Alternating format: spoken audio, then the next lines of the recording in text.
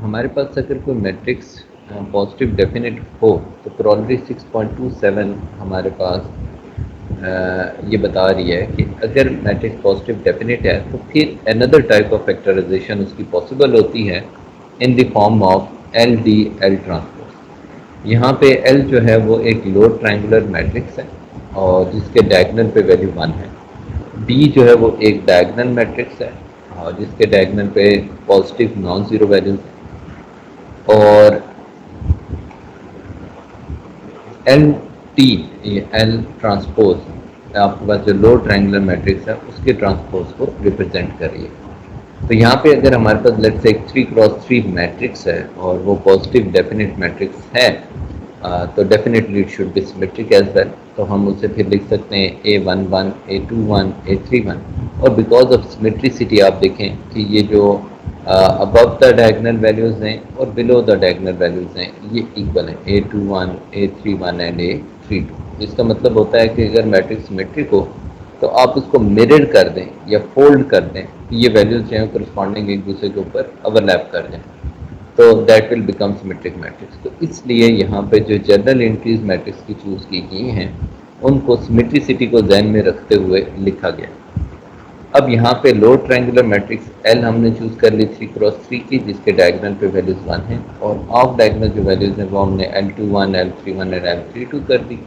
फिर हमारे पास एक डायगोनल मैट्रिक्स आ गई डी जिसके डायगोनल पे वैल्यूज हैं D1 D2 एंड D3 और फिर उसको आपने मल्टीप्लाई कर दिया एल के ट्रांसपोज से। तो आप इसका जब ट्रांसपोज लेंगे तो इसकी रोज जो है वो कॉलम में चेंज हो जाएंगी 1 0 0 L21 1 एंड 0 तो कॉलम में चेंज हो जाएगी L31 L32 एंड 1 वो भी कॉलम में चेंज हो जाएगी। तो ये हमारे पास बन गई L D L transpose kind of matrix factorisation. अब यहाँ पे आप देखें कि हमें LU डिकम्पोजिशन के कंपैरिजन में जो एडवांटेज है वो क्या है। LU डिकम्पोजिशन में हमारे पास जो मैट्रिक्स थी उसमें 9 अननोन्स अपीयर होते थे। अब अगर हम नंबर ऑफ अननोन्स कैलकुलेट करें तो हमारे पास आ रहे हैं 1 2 3 4 5 एंड 6। इस केस में हमारे पास जो है वो 6 अननोन्स जो हैं वो अपीयर हो रहे हैं। तो इसका मतलब है कि अगर कोई मैट्रिक्स पॉजिटिव डेफिनेट हो तो इस केस में जो नंबर ऑफ अननोन्स हैं वो फर्दर हमारे पास रिड्यूस हो जाते हैं। क्रॉलरी 6.28 है हमारे पास कि अगर मैट्रिक्स पॉजिटिव डेफिनेट हो तो it is possible if and only कि अगर आप उसको फैक्टराइज कर सकें in the form of L into L transpose. तो this is another form of decomposition कि जहाँ पे आप lower matrix into lower matrix के ट्रांसफॉर्म की फॉर्म में ट्रांसपोज की फॉर्म में उसको डिकम्पोज कर सकते हैं with non zero diagonal entries. तो ये जो डिकम्पोजिशन है basically this one is known as Cholesky decomposition. तो इसका मतलब ये हो गया कि हमारे पास अगर कोई पॉजिटिव डेफिनेट मैट्रिक्स हो तो हम दो अनदर टाइप ऑफ डिकम्पोजिशन जो है वो परफॉर्म कर सकते हैं। One is of the form L D L transpose and other is of the form L into L transpose. तो हम दोनों के लिए अब क्रॉलरी 6.27 और 6.2 के लिए एक एग्जाम्पल जो है वो डिस्कस कर लेंगे। हमारे पास एग्जाम्पल है determine the L D L transpose factorisation of the positive definite matrix. A matrix है जो कि हमारे पास गिवन है कि पॉजिटिव डेफिनेट है। तो क्रॉलरी 6.27 के अकॉर्डिंग हम इस ए मैट्रिक्स को एक्सप्रेस कर सकते हैं इन the form of L D and L transpose. तो हमने एक्सप्रेस कर दिया।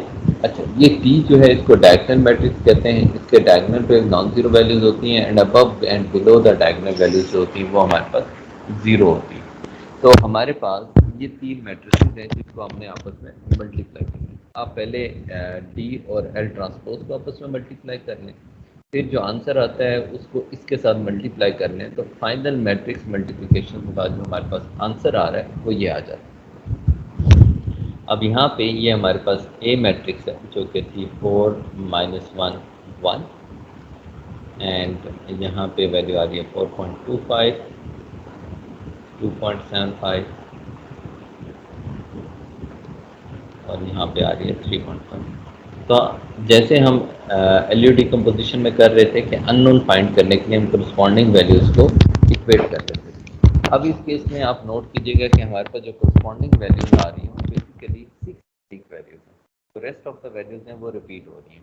अगर आप नोट करें तो यहाँ पे आपके पास D1 यूनिक वैल्यू है, ये वाली value D1 L21 and D1 L21 ये बिकॉज ऑफ सिमेट्रिसिटी रिपीट हो रही है।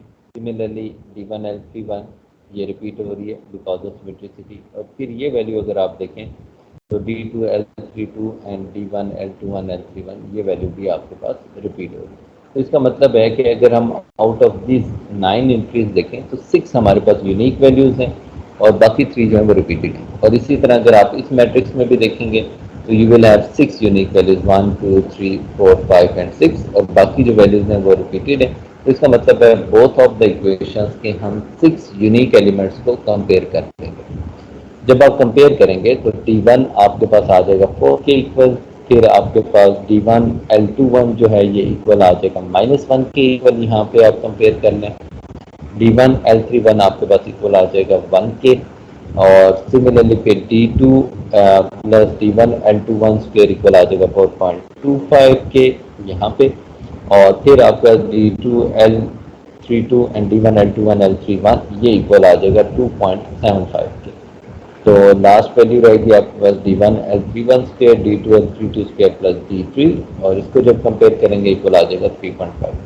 तो आप देख सकते हैं कि हमारे पास 1 2 3 4 5 एंड 6 इक्वेशंस हैं एंड वी गॉट 6 अननोन। तो हम 6 अननोन्स की यूनिक वैल्यू जो है वो डिटरमिन कर सकते हैं। आप जब कर लेंगे तो ये आपके पास वैल्यूज आ जाएंगे, D1 की वैल्यू आ गई, L31 की वैल्यू आ गई, L32 की आ गई। आप यहाँ पे सब्सटीट्यूट कर दें तो ये डिकम्पोजिशन जो है ये हमारे पास बन जाती है 1 1 1 0 0 0। L21 की वैल्यू हमारे पास आ रही है -0.25, L31 की वैल्यू हमारे पास आ रही है 0.25, L32 की वैल्यू हमारे पास आ रही है 0.75। तो ये L मैट्रिक्स बन गई। फिर आप डायगोनल मैट्रिक्स में वैल्यू डाल दें, D1 की वैल्यू आ रही है आपके पास 4, D2 की वैल्यू आपके पास आ रही है 4 एंड D3 की वैल्यू आपके पास आ रही है 1। तो ये बाकी 0 हो जाएंगी, और L ट्रांसपोज जो है वो आपके पास किसी मैट्रिक्स का ट्रांसपोज आ जाएगा 1 0 0 -0.25 1 एंड 0, और लास्ट आ जाएगा 0.25 0.75 एंड 1। तो ये आपके पास L ट्रांसपोज टाइप की डिकम्पोजिशन होगी। अब ये जो L ट्रांसपोज टाइम की डिकम्पोजिशन है ये हमारे लिए फ्रूटफुल होती है सम केसेस में, स्पेशली SVD जब आप सिंगुलर वैल्यू डिकम्पोजिशन परफॉर्म करते हैं तो उस केस में हमारे पास L ट्रांसपोज टाइप की जो ट्रांसफॉर्मेशन ये फ्रूटफुल होती है। और वहाँ पे ये जो मैट्रिक्स D है ये बेसिकली आइगन वैल्यूज़ को कंटेन कर रही होती है, और इमेज रिकग्निशन और उसके हवाले से एक बड़ा इम्पॉर्टेंट काइंड ऑफ फैक्टराइजेशन है जिसकी मदद से हम आइगन वैल्यूज़ जो हैं वो डिटरमिन कर सकते हैं। इंशाल्लाह नेक्स्ट लेक्चर में हम लोग डिस्कस करेंगे कि आइगन वैल्यूज़ होती क्या हैं और इनकी फिजिकल सिग्निफिकेंस क्या होती है, क्यों इम्पॉर्टेंट होती हैं किसी भी सिस्टम के लिए। ओके, ये होगी L ट्रांसपोज टाइप की डिकम्पोजिशन। अब आ जाते हैं जो हमने नेक्स्ट प्रॉब्लम पढ़ी थी कि जिसमें लिखा था कि अगर आपके पास matrix if the given matrix is a positive definite matrix तो फिर आप उसको L ट्रांसपोज टाइप की फैक्टराइजेशन उसकी पॉसिबल होती है। तो वो हम इस मैट्रिक्स के लिए करते हैं। तो लेट अज्यूम कि A जो है हम लेट कर लेते हैं, इसको हम लिख सकते हैं L ट्रांसपोज में फॉर्म में। नाउ यहाँ पे A मैट्रिक्स हमारे पास है जी 4 -1 1 -1 एंड 1 4.25 2.75 2.75 एंड 3.5। ये मैट्रिक्स बन गई। इसको L ट्रांसपोज के फॉर्म में ट्रांसफॉर्म कर लेते हैं। तो यहाँ पे आ जाएगा आपके पास L11 0 and 0 and 2 2 0 and L33। तो लो ट्रायंगुलर मैट्रिक्स लिखनी है तो अबव द डायगोनल एंट्री 0 हो जाएंगी, L21 L31 एंड L32। तो ये लो ट्रायंगुलर मैट्रिक्स हो गई। इसी के ट्रांसपोज के साथ इसको मल्टीप्लाई कर देते हैं, L11 0 0 हो जाएगा, L21 L22 0 हो जाएगा, L31 L32 एंड L33। तो ये L ट्रांसपोज टाइप की डिकम्पोजिशन हमारे पास आ गई। इसको मल्टीप्लाई कर लेते हैं। व्हेन वी मल्टीप्लाई तो हमारे पास क्या आ जाएगा, L11 स्क्वायर आ जाएगा, फिर आपके पास आ जाएगा L11 इंटू L L21, फिर आ जाएगा L11 into L3। Okay, second row को मल्टीप्लाई कर लें तो L21, L11 and L31, L1 ये आ गया। फिर आप जब सेकेंड रो को सेकेंड कॉलम से करेंगे तो L21 square plus L22 square आ जाएगा, और फिर आपके पास आ जाएगा L21 into L31 plus L22 into L3। तो यही टर्म यहाँ पे भी बिकॉज ऑफ सिमेट्रिसिटी रिपीट हो जाएगी, L31 plus L22 L32। Okay जी, लास्ट कॉलम में आ जाए तो लास्ट कॉलम आ जाएगा L31 square plus L32 square plus L33 square, ये आ जाएगा आपके पास। अब आप इनकी करस्पॉन्डिंग वैल्यूज को कंपेयर कर लें तो आपके पास आ जाएगा L11 square is equals to 4, L21 into L11 आपके पास आ जाएगा इक्वल्स टू -1, और L11 इंटू L31 इक्वल आ जाएगा 1 के। अब आप देखें, इनको दोबारा कंपेयर करने की ज़रूरत नहीं है क्योंकि ये दोबारा से यही इक्वेशन हमारे पास फॉर्म हो जाएगी। तो हम यहाँ से सिर्फ यूनिक इक्वेशन जो हैं उनको पिक करें, ये होगी, ये होगी, ये कर ली। अब इन तीनों को कर लें, फिर आपके पास आ जाएगा L21 square plus L22 square is equals to 4.25, and L21 L31 plus L22 L32 ये हमारे पास आ जाएगा 2.75, एंड लास्ट हमारे पास आ जाएगा L31 square plus L32 square plus L33 square is equals to हमारे पास आ जाएगा 3.5। तो आप देखें कि कंपेयर करने से हमारे पास 6 इक्वेशन बन गई हैं जो कि यूनिक हैं, और यहाँ पे अगर हम अननोन्स देखें जिनकी वैल्यू हम फाइंड आउट करना चाह रहे थे तो वो अननोन्स भी हमारे पास 6 हैं, 1 2 3 4 5 एंड 6। तो एल मैट्रिक्स में 6 अननोन्स जो हैं वो एग्जिस्ट कर रहे हैं। अब यहाँ पे इन 6 अननोन्स की वैल्यू हम यहाँ पे सिंप्लीफाई करके कैलकुलेट कर सकते हैं। तो आपके पास आ जाएगा L11 का आप स्क्वायर रूट ले लें, 2 आ जाएगा, यहाँ पे 2 पुट कर दें तो L21 की वैल्यू आपके पास आ जाएगी -1/2, L31 की वैल्यू आपके पास आ जाएगी 1/2। ओके, L21 यहाँ पे पुट कर दें तो -1/2 का स्क्वायर हो जाएगा plus L22 square is equal to 4.25। तो आप इसको सिंप्लीफाई कर लें तो L22 square is equal to 4.25 -1/4। Simplify कर लें तो यहाँ से आप L22 की वैल्यू कैलकुलेट कर सकते हैं। The same procedure goes with rest of the values। क्या बाकी वैल्यूज भी सिमिलरली जो है similarly you can calculate rest of the values.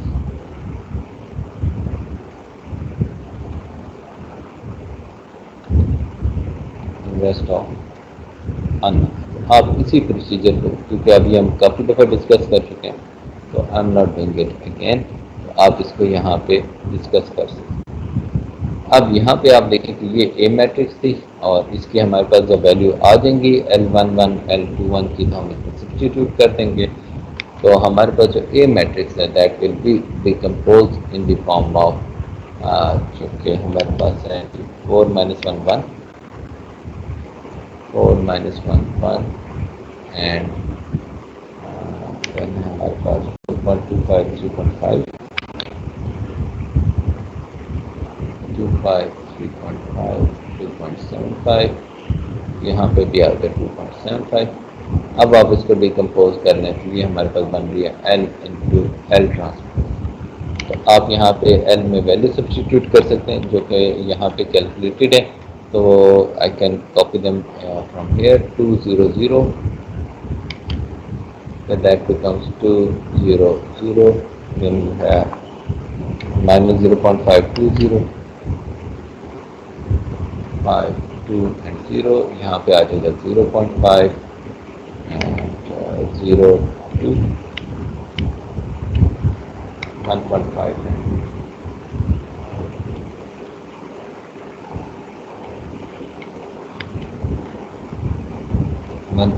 है। ये एल मैट्रिक्स बन गई, इसका ट्रांसपोज ले लें तो आपके पास आ जाएगा 2 0 0 -0.5 2 एंड 0 0.5 1.5 एंड 1। तो ये आपके पास बन गई एल इंटू एल ट्रांसपोज। अब लेट्स से मेरे पास एक सिस्टम ऑफ इक्वेशन है A X is equal to B जिसे मैं सॉल्व करना चाहता हूँ। And A is positive definite, हमें ये पता है कि ए जो है वो पॉजिटिव डेफिनेट मैट्रिक्स है। तो इन दैट केस हम क्या कर सकते हैं, वंस अगेन हम जो प्रोसीजर पहले कर रहे थे कि हम लेट कर लेंगे कि A is equal to L into L transpose, आप इस फॉर्म में डिकम्पोज कर लें, L into L transpose time X is equal to E हो जाएगा। आप यहाँ पे लेट कर लेंगे कि एल ट्रांसपोज टाइम एक्स जो है ये हमारे पास एक वेक्टर वाई बन रहा है, यहाँ पे पुट कर दें L times Y is equal to D आ जाएगा। तो लेट से इसको आप कहते हैं इक्वेशन नंबर 1 रिव्यूज इन 1 में आप डालेंगे तो ये बन जाएगी। सो दिस इम्प्लाइज दैट कि हमारे पास दो सिस्टम ऑफ इक्वेशन बन गए हैं, L Y is equal to P और दूसरा हमारे पास बन गया L transpose time X is equal to one.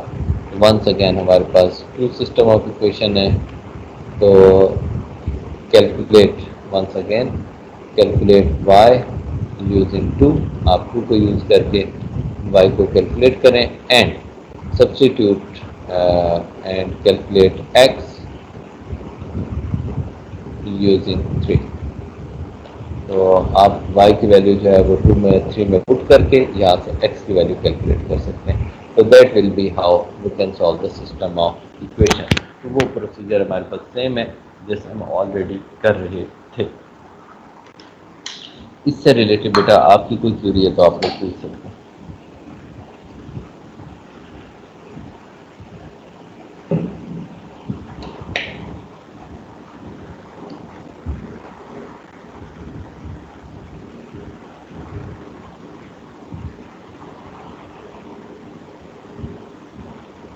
Okay अगर आपकी कोई क्वेरी नहीं है बेटा तो एक क्वेश्चन मैं आपसे पूछ लेता हूँ। ये बताते हैं कि आपको क्या नज़र आता है कि एलयू डिकम्पोजिशन और ये जो हम पॉजिटिव डेफिनेट मैट्रिक्स के लिए डिकम्पोजिशन कर रहे हैं इनमें क्या डिफरेंस है और कोई एडवांटेज हासिल हो रहा है या नहीं?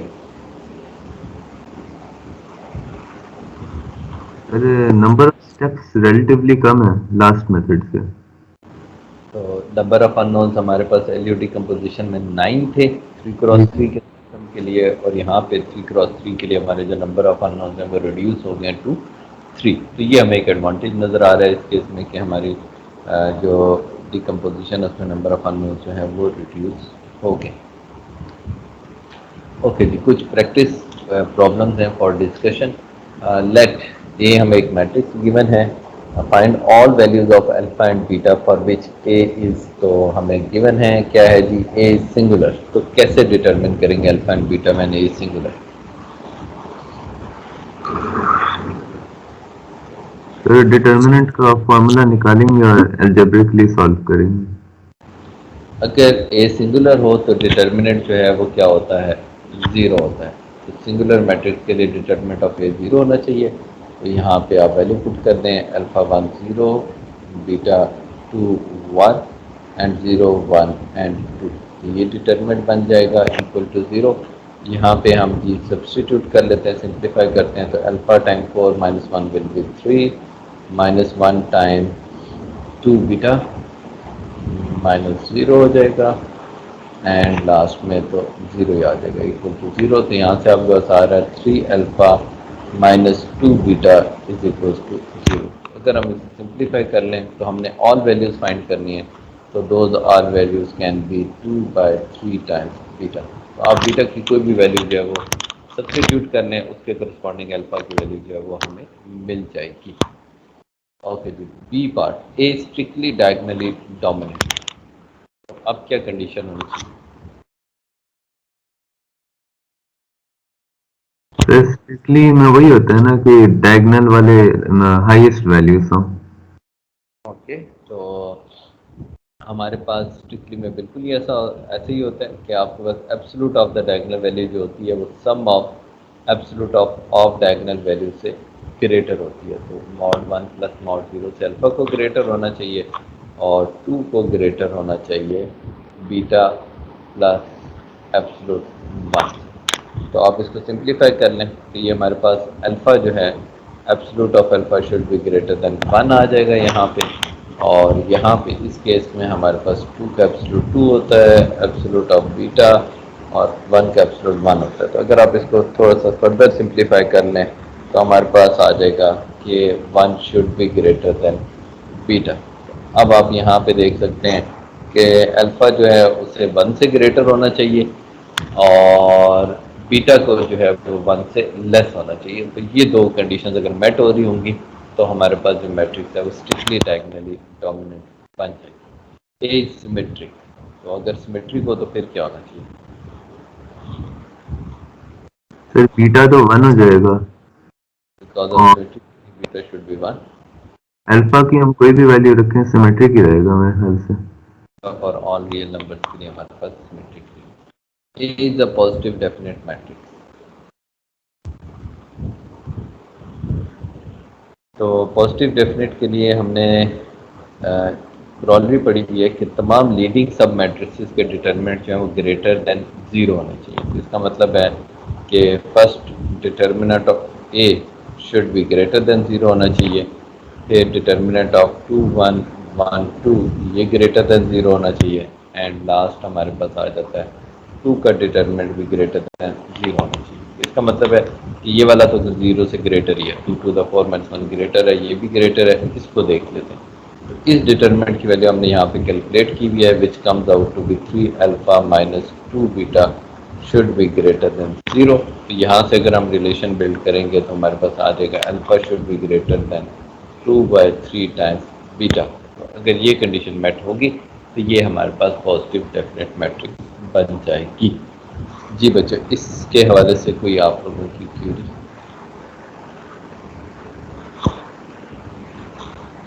अच्छा सर, ये पॉजिटिव डेफिनेट मैट्रिक्स को बनाने के लिए चारों कंडीशन जरूरी फुलफिल होना है ना, जैसे हमने कल पढ़ी थी।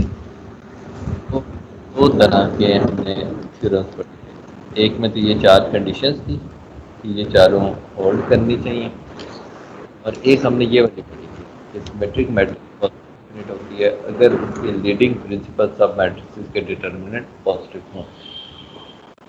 तो हमने थ्योरम 6.25 अप्लाई किया।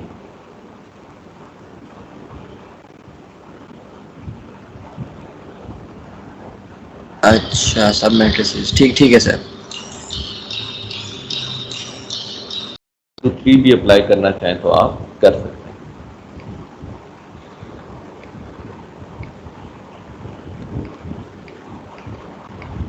ओके, ये हो गया। Okay, show that the matrix M satisfy the conditions to apply Cholesky method to obtain the decomposition of the matrix M। तो कैसे शो कर सकते हैं कि चुलस्की कंडीशंस जो हैं वो मेट करनी?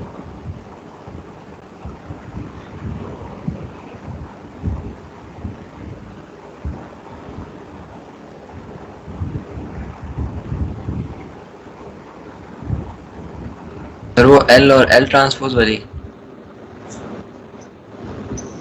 बल्कि वो तो उसकी डिकम्पोजिशन होगी। तो डिकम्पोजिशन होगी, वो कह रहे हैं कि कंडीशंस टू अप्लाई चुलस्की, तो उसकी प्री कंडीशंस क्या हैं?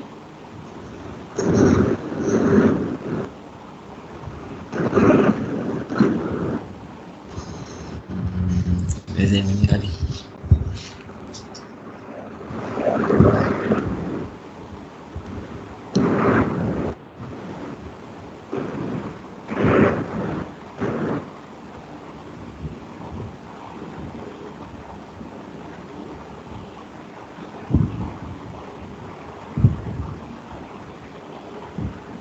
जी बच्चों, चुलस्की डिकम्पोजिशन की प्री कंडीशंस क्या हैं कि क्या मेट हो रही हों तो चुलस्की अप्लाई होती है?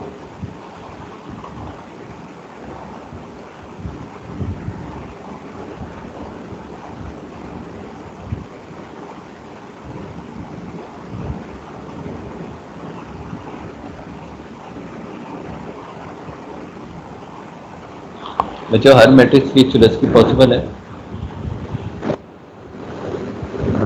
No sir. तो क्या रिक्वायरमेंट मीट होंगी तो चुलस्की पॉसिबल होगी? एक तो वो ट्रांसपोज वाली, यानी कि पॉजिटिव डेफिनेट वाली कंडीशंस होल्ड करें तो फिर ही पॉसिबल है कि वो चुलस्की पॉसिबल होगी, ऐसे ही है? जी सर। तो कैसे चेक कर सकते हैं कि ये मैट्रिक्स जो है वो पॉजिटिव डेफिनेट मैट्रिक्स है या नहीं? तो इसके लिए वो थ्योरम अप्लाई करेंगे जो थ्योरम में हमें दिया था कि इनवर्स होना चाहिए, यानी डिटर्मिनेंट नॉन जीरो, और ओके। उसकी बाकी कंडीशंस जो थी। हाँ, वो थ्योरम पॉइंट वो भी अप्लाई कर सकते हैं, और दूसरा हम ये कर सकते हैं कि हर लीडिंग सब मैट्रिक्स का डिटरमिनेंट चेक कर लें कि वो ग्रेटर देन ज़ीरो आ रहा है या नहीं आ रहा। तो हम ये इजी अप्रोच है as compare to earlier one. तो हम ये वाली अप्लाई कर लेते हैं कि आप हर लीडिंग सब मैट्रिक्स का डिटरमिनेंट चेक कर लें 3 1 1 3, और लास्ट लीडिंग सब मैट्रिक्स बन जाएगी 3।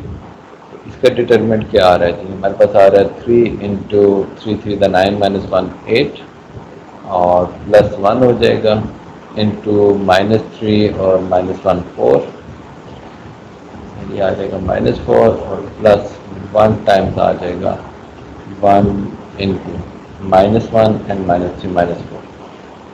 तो आप यहाँ से चेक कर सकते हैं कि हमारे पास आ गया 24 एंड -4 एंड -4, तो which comes out to be 16 is greater than 0। तो पहला डिटरमिनेंट 0 ग्रेटर है, 9 -1 जो है वो 8 है, that is greater than 0, and definitely 3 is greater than 0। तो क्योंकि तीनों जो डिटरमिनेंट्स हैं वो ग्रेटर देन 0 आ गए लीडिंग प्रिंसिपल सब मैट्रिक्स के, तो therefore by the theorem it states that हमारे पास जो गिवन मैट्रिक्स है वो पॉजिटिव डेफिनेट मैट्रिक्स है। और अगर m पॉजिटिव डेफिनेट मैट्रिक्स हो तो फिर हमने अभी थ्योरम पढ़ा है कि जो ये कह रहा है कि फिर उसकी चुलस्की डिकम्पोजिशन जो होती है वो पॉसिबल होती है। क्लियर हो गया बच्चों? Yes. Okay ji. Construct a system of 4 equations in terms of x, that is ax is equals to b. Choose the suitable values of the unknown coefficients and vector b from the following data set: -2, -3, 7, 5, 4, 2, 3, -9, -3 by 2, so that the Cholesky method can be used to solve this system of equation। तो हमने एक 4x4 का system of equation construct करना है और उसकी suitable values choose करनी है अननोन कोफिशिएंट्स की 4x4 सिस्टम के लिए, सच दैट के जो मैट्रिक्स हमारे पास कोफिशिएंट बन रही हो उसकी चुलस्की डिकम्पोजिशन जो है वो एग्जिस्ट करती हो। तो इसका मतलब है कि आप बेसिकली करना क्या चाह रहे हैं? हम करना ये चाह रहे हैं कि हम A X is equals to B लिखना चाह रहे हैं, और ए मैट्रिक्स जो है वो हमारे पास है जी 4x4। यहाँ पे x वेक्टर हमें गिवन है x1, x2, x3 and x4 ये, और राइट साइड पे हमारे पास b वेक्टर है। तो b वेक्टर की वैल्यूज हम कुछ भी चूज कर सकते हैं from the given data set, उसको बाद में देखते हैं। पहले हम आ जाते हैं 4x4 ए मैट्रिक्स पे। ए मैट्रिक्स हम चाह ये रहे हैं कि चुलस्की मेथड अप्लाई हो सके, तो इसका मतलब है चुलस्की अप्लाई हो सके तो वो तभी पॉसिबल है कि जब कोफिशिएंट मैट्रिक्स जो है वो पॉजिटिव डेफिनेट हो। तो अगर ए मैट्रिक्स पॉजिटिव डेफिनेट नहीं है तो फिर चुलस्की डिकम्पोजिशन उसकी पॉसिबल नहीं होती। तो हाउ कम के चुलस्की उसकी पॉसिबल होगी? क्या कंडीशन मेट करेगा तो चुलस्की पॉसिबल होगी? सिर्फ ए हमारा वो होना चाहिए पॉजिटिव डेफिनेट। पॉजिटिव डेफिनेट होना चाहिए। अब हम जो थ्योरम अप्लाई करेंगे इन दिस केस, वो हम थ्योरम अप्लाई कर सकते हैं 6.23 कि हम जो मैट्रिक्स लिखना चाह रहे हैं वो ऐसी लिखें कि उसका इन्वर्स पॉसिबल हो, उसके डायगोनल पे पॉजिटिव एंट्रीज हों, उस पे ऑफ डायगोनल वैल्यू की जो सबसे बड़ी वैल्यू है मैक्सिमम, वो डायगोनल वैल्यू के मैक्सिमम से हमेशा क्या हो, कम हो। तो अगर ये कंडीशन करेगी तो देन इन दैट केस जो है वो पॉसिबल होगा।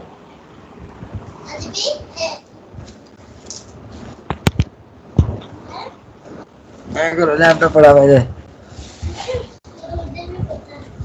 नहीं बताना है, बता रहा हूँ। हाँ आपका माइक खुला है। तो अब आप लोग कर लें।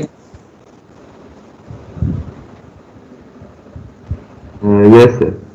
और सर ये पूछना था कि वो जो बी की वैल्यूज हैं उसमें, वो भी हमने उसी डाटा सेट से लेनी है ना?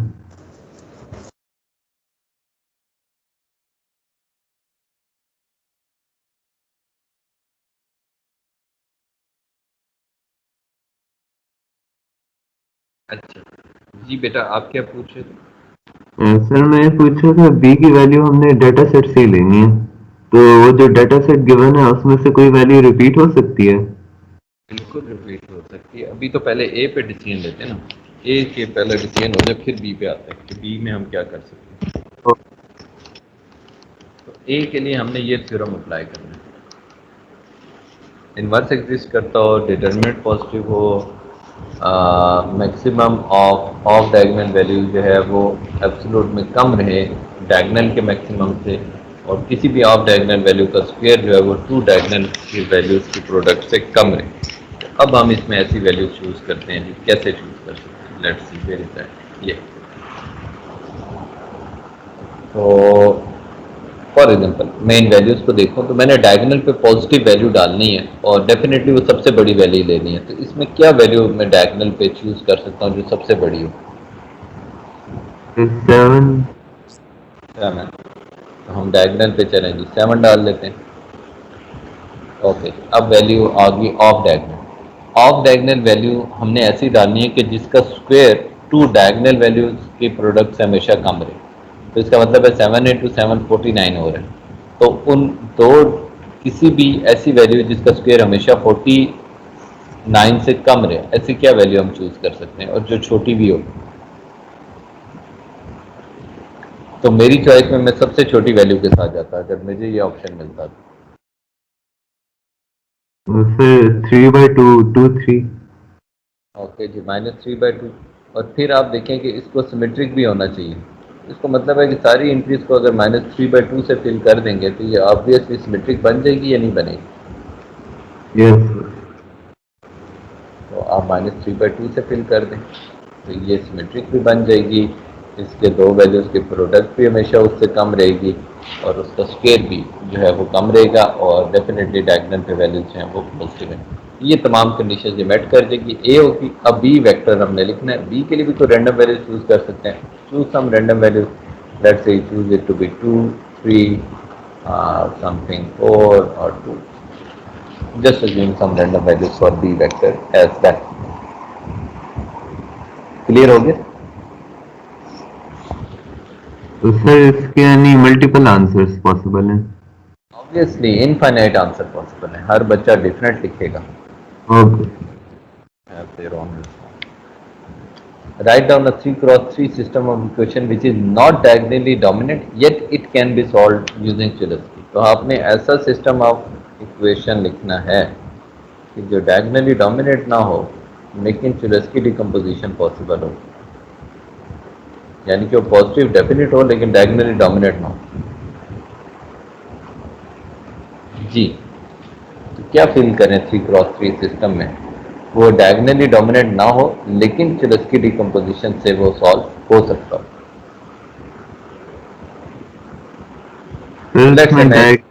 ज़्यादा लार्ज वैल्यूज नहीं आएंगे।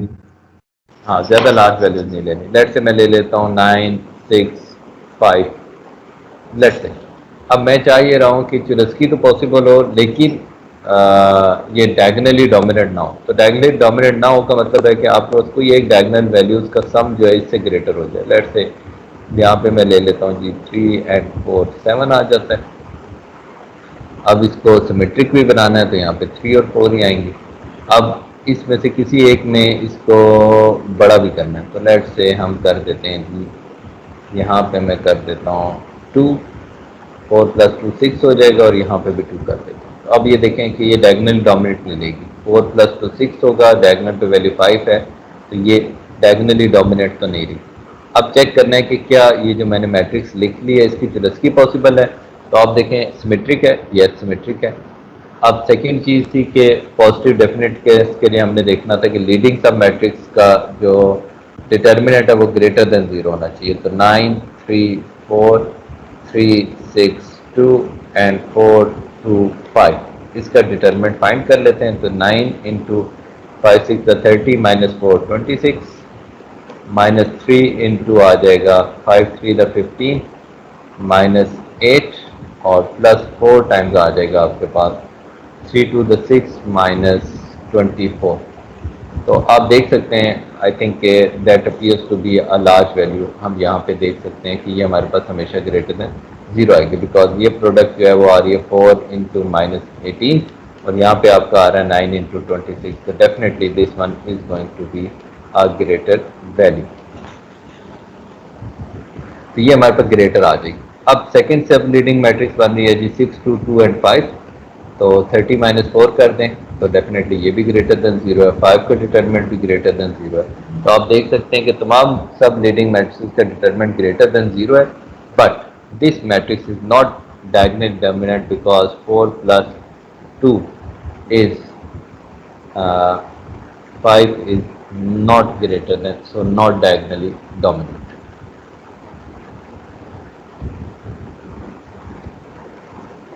ये diagonally dominant नहीं बनता। क्लियर हो गया बेटा? किसी की कोई क्यूरी है?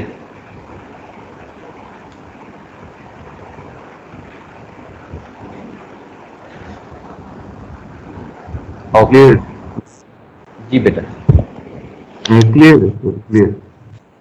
okay, last part है जी, write down a 3x3 matrix and compute its Doolittle's decomposition. So it's your choice, whatever matrix you want to write down. आपने कोई भी एक 3x3 की मैट्रिक्स लिखनी है, some random matrix of the order 3x3, और आपने उसकी Doolittle's decomposition करनी है। तो आप लोग जानते हैं कि Doolittle's में डायगोनल पे वैल्यूज होंगी 1 होंगी और L31, L32, और यहाँ पे U11, U22, U33 आ जाएगा और ये वैल्यू 0 हो जाएगी। आप कुछ भी वैल्यू यहाँ पे अज्यूम कर लीजिएगा अकॉर्डिंगली जिसकी कंपोजिशन आप कर सके। तो जी बच्चों, क्लियर हो गया सबको? तो इसके आगे फिर कोई एक्स वाई की वैल्यू तो नहीं निकालनी होगी ना, बस ये एल यू तक ही निकालनी होगी। एग्जैक्टली, आपने बस एलयू डिकम्पोजिशन परफॉर्म करना।